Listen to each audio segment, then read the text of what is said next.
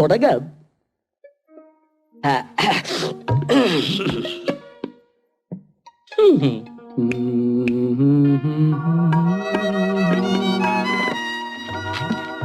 നമുക്ക് നോക്കാം. ഗാനഗോകുലും എത്തിയില്ലല്ലോ അളിയാ. ഇതിപ്പോ പല ആവർത്തിയായി. എല്ലാവരും അവൾക്ക് വേണ്ടി കാത്തിരിക്കുക. അവള് റിഹേഴ്സലിന് കൃത്യസമയത്ത് വരാതിരിക്കുക. അവൾ ആരാന്ന് അവളുടെ വിചാരം? അവർ അച്ഛൻ ചേട്ടന്റെ മോളല്ലയോ, അഹങ്കാരം കാണിക്കാതിരിക്കോ. എന്റെ സ്വഭാവം ചീത്തേക്കാ ഞാൻ അവളെ അടിച്ച് ആംബുലൻസ് കെട്ടിക്കളയും. ഒരു ശവം കിട്ടോ ഞാൻ ഇങ്ങനെ ദോഹിച്ചിരിക്കയോ. പള്ളിക്കോയറിൽ നിങ്ങളുടെ വീട്ടുകാർക്ക് കാണിക്കണോ? എന്താ എന്താ എന്താ എന്താ അളിയാ, എടോ പങ്ക്ച്വാലിറ്റി വേണം. അല്ലാതെ അവക്ക് തോന്നുന്ന സമയത്ത് കയറി വന്നാ പോരാ. അതെ, കോട്ടയത്തേക്കുള്ള ഒരു ഡെഡ് ബോഡി എന്നെയും വെയിറ്റ് ചെയ്ത് മോർച്ചറി കിടക്കുക. എന്നിട്ടൊരു ലീവ് പോലും എഴുതിയെടുക്കാതെയാണ് ഞാൻ ഈ റിഹേഴ്സലിൽ എത്തിയത്. പങ്ക്ച്വാലിറ്റി. പിന്നെ ഇതൊരു ദൈവകാര്യമല്ലേ, നമുക്ക് 10 ശവം കിട്ടണേ ദൈവം കൂടി വിചാരിക്കണമല്ലോ. അതിനുള്ള ഒരു മണിയടിയാണ് ഈ തബലടി.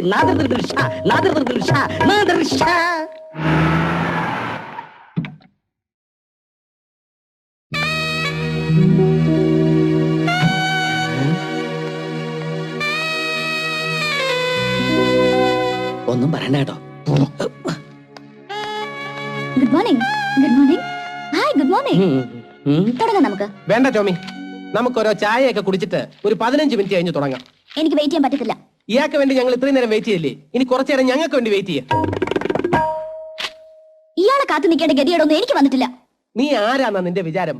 4 വരി മൂളാൻ അറിയാവുന്ന വെച്ച് ലതാ മങ്കേഷ്കർ ആവോ? ഈ അഹങ്കാരമൊക്കെ അങ്ങ് കോഴിപ്പള്ളിയിൽ വെച്ചിട്ട് വന്നാ മതി കേട്ടോ. ഫാദർ നിർബന്ധിച്ചോണ്ട് മാത്രം വെറും അലവലാതെ നിങ്ങളോടൊപ്പം നിന്ന് ഞാൻ പാടുന്നത്.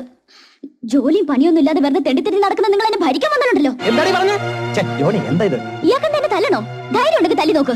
കോഴിപ്പള്ളിയിലെ പെണ്ണിനെ തൊട്ടാലുണ്ടല്ലോ വിവരം അറിയും. ശരിയാ, നിന്റെ ദേഹത്തോട്ട് എന്റെ കൈ നാറും. പിന്നെ ഡെറ്റോൾ സോപ്പിട്ട് കഴുകേണ്ടി വരും. അത്രയ്ക്ക് വൃത്തികെട്ടതാ നിന്റെ മനസ്സും ശരീരം. നിന്ന് കണ്ണു പിടിക്കാതെ പോടി പോകാൻ.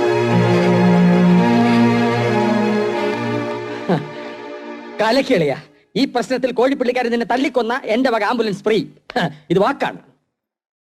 റിഹേഴ്സൽ തുടങ്ങാം. വേണ്ട. വേണ്ട. എടി, നമ്മളെ കുഞ്ഞുമക്കൾക്ക് ചോറ് കൊടുത്താ? അവര് കഴിച്ചിട്ടേ പഴം കഴിച്ചോണ്ടിരിക്കും. നമ്മളെ വൈദ്യങ്ങൾ എന്തെങ്കിലും കഴിച്ച? പിന്നെ അവരിപ്പോഴേ പാല് കുടിച്ചോണ്ടിരിക്കുക. നാത്തുമാരെ, നിങ്ങൾ രണ്ടുപേരും അകത്തേക്ക് പോയേ. എന്റെ ആങ്ങളമാർക്ക് ഞാൻ വിളമ്പി കൊടുക്കണം. എന്നാ എനിക്ക് എന്റെ ആങ്ങളമാരും ഒരുപോലെയാ. എന്നാ സ്വത്ത് ഭാഗം വെച്ചപ്പോ നിങ്ങൾ രണ്ടുപേരും കുറച്ച് കശപിശ കൂടിയെന്ന് വെച്ച് ജീവിതകാലം മുഴുവൻ ശത്രുക്കളായിട്ട് കഴിയാന്ന വിചാരം?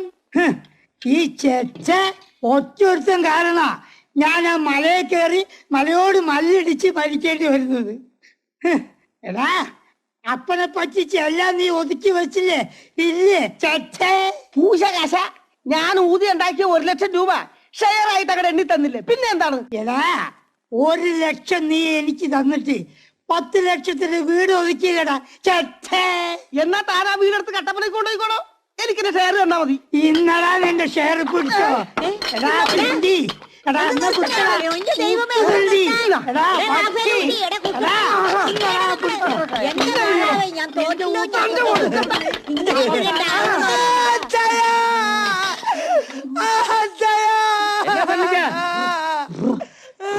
എന്താ മോനെ, എന്ത് പറ്റി? അന്ന് പാത്രത്തോണ്ടിരിക്കേ. എന്താ ഇത്? മര്യാദക്കല്ലെങ്കിൽ എല്ലാവർക്കും ഇറങ്ങി പോവാം.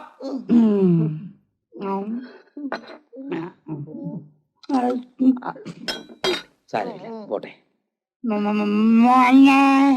പോയ പറ്റി. അയ്യോ, അങ്ങനെയൊന്നും വിളിക്കരുത് കേട്ടോ. എന്നാലേ എനിക്ക് അയാൾ തല്ലണം. എല്ലാത്തിനും അച്ചായം ശരിയാക്കാം. മോൻ പോയി കളിച്ചോ. പൊയ്ക്കോ. തവം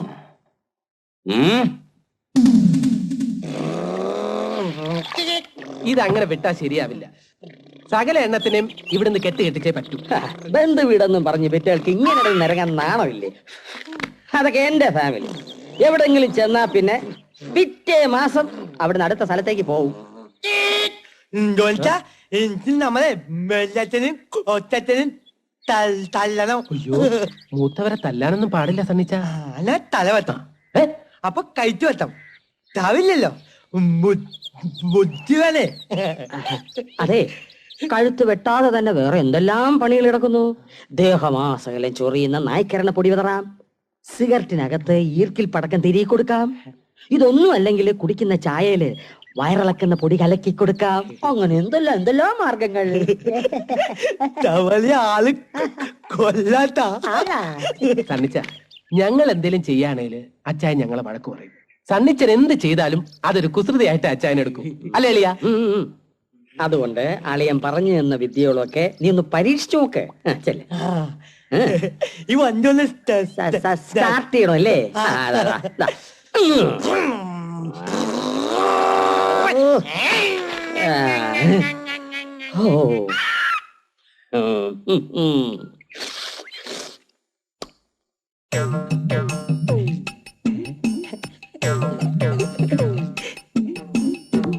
ഇങ്ങനെ അങ്ങനെ എന്നിട്ട് ശരിക്കും വലിച്ചിട്ട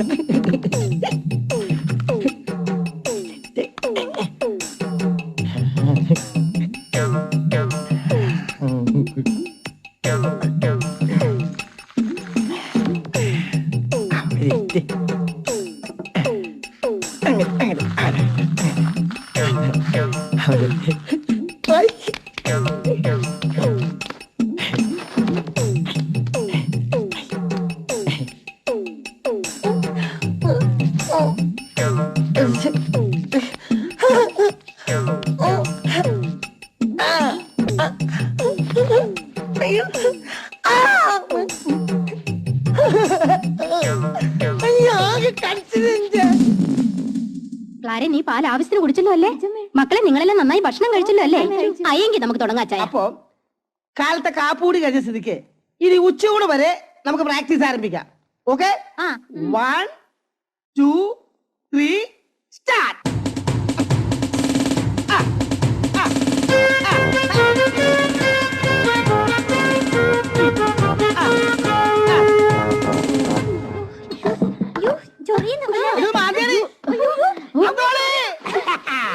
അന്തോളി പാടത്താണടാ.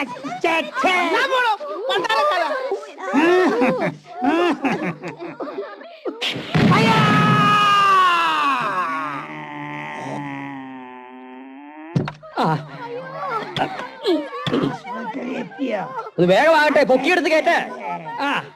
വലക്കൂടിലിടാനുള്ളതാ. എന്റെ കർത്താവേ, അയ്യോ.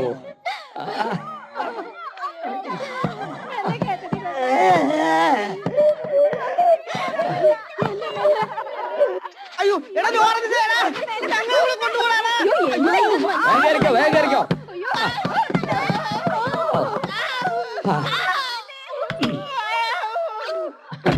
All family pack up.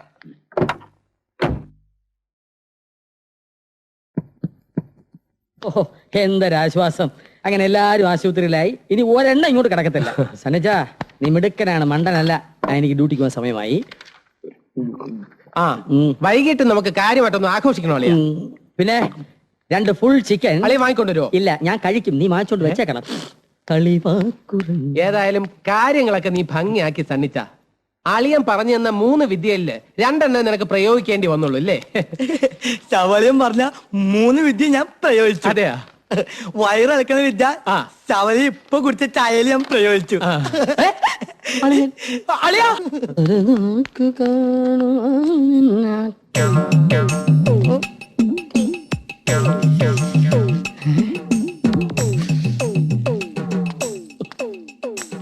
കർത്താവേ, വന്ന് ആലീസേ, ഒരു ബക്കറ്റ് വെച്ച് വെള്ളം കൊടുത്തിട്ടോ.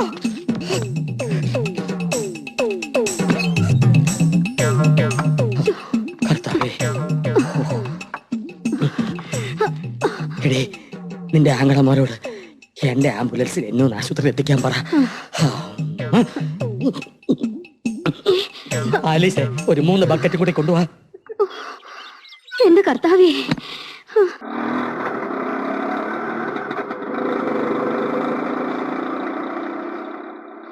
ആരാ വരുന്നത്?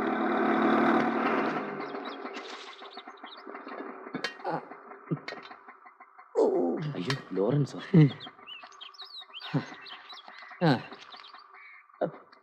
ഇപ്പൊ എങ്ങനെയുണ്ട് ലോറൻസേ? സുഖമായോ? പരമ സുഖമായിരുന്നല്ലയാ. കിടന്ന കിടപ്പിൽ തന്നെയല്ലേ വയറ്റിന്ന് പൊക്കോണ്ടിരുന്ന്.